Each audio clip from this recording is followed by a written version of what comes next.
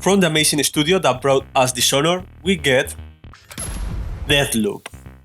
This is an innovative action-adventure where we will have to escape an island, killing all our targets in 24 hours.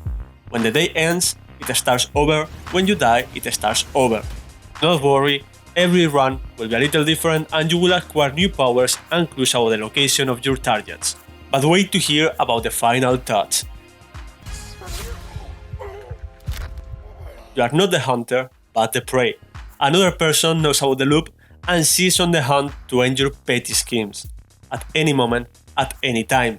And if you think that's easy to deal with, players can also take control of her, bringing another layer of difficulty and rage to the game. I just love when studios take a risk to make a new experience, and coming from this studio I hope for an immersive narrative, good combat, and having a lot of options on how we want to play the game. Do you think that this game will be all that we expect?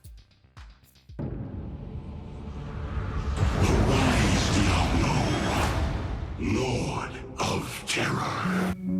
Diablo 2 is supposed to launch on September 23. Will it meet the hype? So far everything points in the right direction, and you can expect a solid ARPG experience. If you have nostalgia or you want to have a go at a game that left its mark in many players, this may be the game for you. But don't get your hopes up just yet. We are having radio silence at the time of making this video, and things don't look so bright for Blizzard. They have recently been sued and their employees are up in arms. So what are your bets? Will it be ready on September 23 or are we going to have a delay? I'm talking about coming up on time with a Kena Breach of Spirits. Sadly, it was delayed to offer the best experience, which I can complain about is a perfect fit for the video. Kena Breach of Spirits seeks a tightly crafted experience, a rich adventure with wide linear design, beautiful action and focus on exploration. It's amazing to think that this game comes from an indie studio. It surely has created a lot of anticipation. I believe it will be a pleasant experience, but don't go in expecting an open world, magic RPG or a really long game. And since there are few news about the game, I recommend watching some reviews after release before buying. As a hardworking penniless YouTuber, I will do that myself.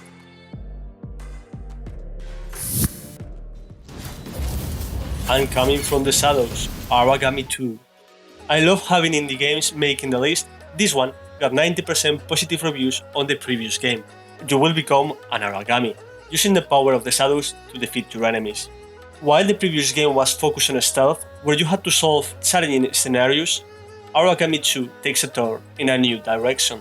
The game still features the amazing stealth mechanics, but now they have given us the tools for a more direct approach.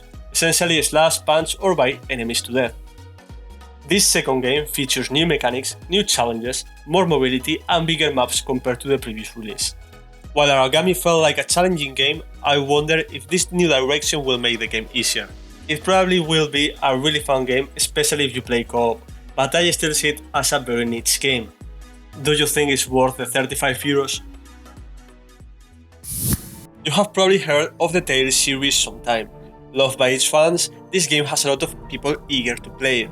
While I'm not a fan yet, I have read the good reviews of the past games, and the new fast-paced combat where you can level up and change characters mid-fight has caught my attention. This game seeks to offer a great story, trying to assure you in a fantasy world. Fights take place in an arena, which means that the game teleports you to an instance before a fight, which in my opinion breaks the immersion in a very awkward way. I expect a good game that the fans will love. The new combat will attract new players, but there is not much information around, which is a clear sign of wait for reviews before buying.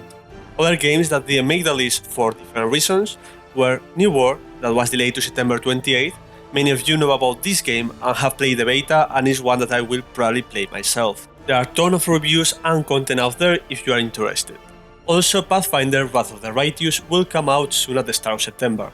This game shows a lot of promise, and if you like games like Divinity, this game may be up your alley.